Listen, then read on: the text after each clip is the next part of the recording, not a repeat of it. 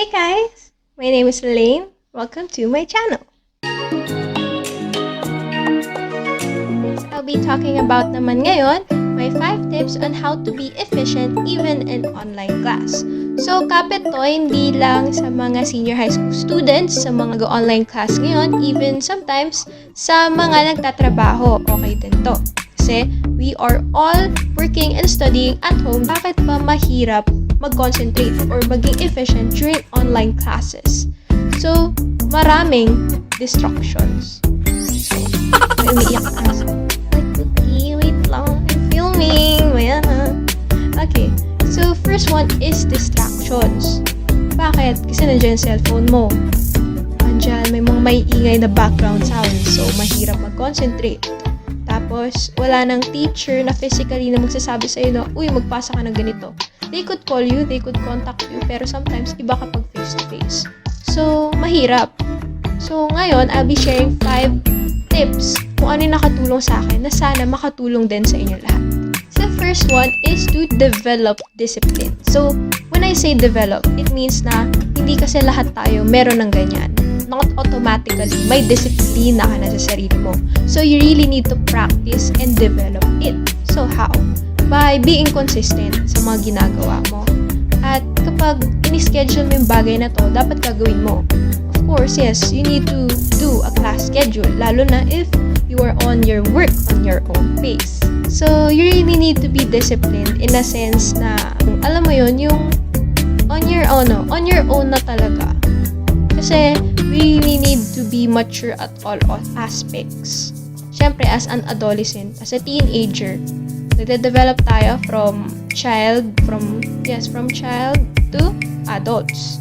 So, this is the period of time where we need to be mature.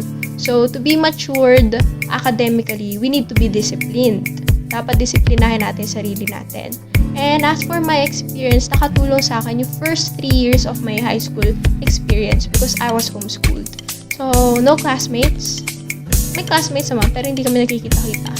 Pero I have a tutor, pero she just comes here para to check all of my works and para i-assist ako when it comes to tests. Pero lahat ako yung gumagawa. Nag-answer ako ng modules. I made my own class schedule. So, from 7 to 5. Yan, MWF. As I could remember, yes. Grade 7, grade 8, grade 9. Grade 10 lang ako nag-regulars. It really helped me to be disciplined. And yun, hanggang ngayon, dala-dala ko pa rin yun. Yung lesson na yun. So, for our second, yes, it is to manage your time wisely. Which is sometimes hard. Kasi minsan hindi naman talaga lahat ng plano mo nasusunod. And I could truly relate to that. Pero sometimes, when lalo na ngayong grade 12 na ako, yes, grade 12 na, I schedule my time even before kapag nagising na ako. For example, I woke up at 4. So, mag-start ako 4:15, ganon. Kasi hindi ka naman gising agad at 4, diba? Yan. So, 4:15, I will put, review for this subject. Answer these modules. Ganon. So, I schedule it. And I manage my time wisely. So, I do not waste a second or a minute on things na hindi naman kailangan. If I have many tasks, syempre, inuuna ko yung mga yon bago mag-indulge and whatsoever. So, yun. Manage your time wisely. Keep track of your requirements.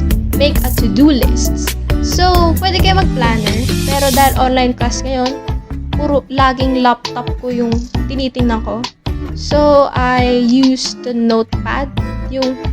Sticky notes pala. Yung sticky notes. So, if you will see the monitor of my screen, punong-puno siya na sticky notes. So, nandyan yung subject na deadline, pangkalahatan na deadline, class schedule. Nandyan din yung mga MS Teams links ng mga klase namin for synchronous. Tapos, club requirements or kapag may sinabi si teacher na hindi ko masulat agad, tinatype ko na lang. Tapos, na-transfer ko sa notebook ko. So, in this way, anything, pwede kayo mag-notes, pwede electronically, anything that works for you, para lang ma-keep on track mo kung nasaan ka na. Para you could monitor your growth academically. Namalat na ako. So, next naman is to never be afraid to ask. Okay, huwag mahihiyang magtanong. Lalo na if may mga clarifications. Lalo na ngayong online class kasi you're studying on your own. Teachers teach kapag kailangan. Siyempre, madami ring students, so nakaschedule yan. Lahat, well, sa amin, we have synchronous and asynchronous classes. Meaning, pag synchronous, nandiyan si teacher. Pag asynchronous, kami na yung bahala. So, syempre, at times, hindi naman lahat ng lessons ma-understand mo kapag ikaw lang mag-isa. So, you have your own questions. Sometimes, kapag the PowerPoint presentation lacks some examples or madadali masyado examples and you want more para ma-solve mo yung iba, syempre, mag-ask ka ng consultation sa teacher mo. So, wag kang mahihiyang magtanong. Like, if nandiyan si teacher mo, parang mahihiya ka, ako lang yung tanong na tanong. So, wag kang mahihiya. Kasi, sa'yo rin naman babalik yan eh. If you will not ask and meron kang gustong tanongin, kapag exams na, malay mo yung tinatanong mo, nasa exam yun. Di say 1 point, 2 points, 3 points, or whatsoever mo. Kung nagtanong ka kay ma'am or sir, di nasagot na yun. At least, nasagot mo na sana. So, never be afraid to ask ASAP. So, as soon as possible talaga. Para ma-clarify lahat ng gusto mong ma-clarify. Okay? So, for the 5th one, this is the most important part. Sometimes kasi nakakalimutan na natin to. Bakit? Because of tons of requirements. Hindi naman tons, pero minsan kasi nagkakasunod-sunod. Okay nga eh. Okay, quiet. Yung aso ko, nagpapakyot. It is to learn, not just pass the requirements. So, dapat matuto tayo sa mga module or mga inaaral natin. Hindi lang yung pasa ka lang ng pasa na requirements. Kasi sometimes, if you're too busy na mag-pass na requirements, minsan nakakalimutan mo na i-master yung bawat lesson. So, it is really crucial kasi if you're in grade 11 or grade 12, malapit ka na mag-college. Or if you're in college naman, syempre, malapit ka na mag-work. If you're in elementary, malapit ka na mag-high school. So, ganda ng analogy ko doon. Okay, so, we really need to learn. Kasi bakit nga ba tayo nag-enroll sa school? Para matuto. And if you're not learning something, what's the use? Diba? So, nagpapasa ka lang ng requirements to have a grade. Hindi para matuto. So, that is the wrong mindset na dapat subukan nating tanggalin.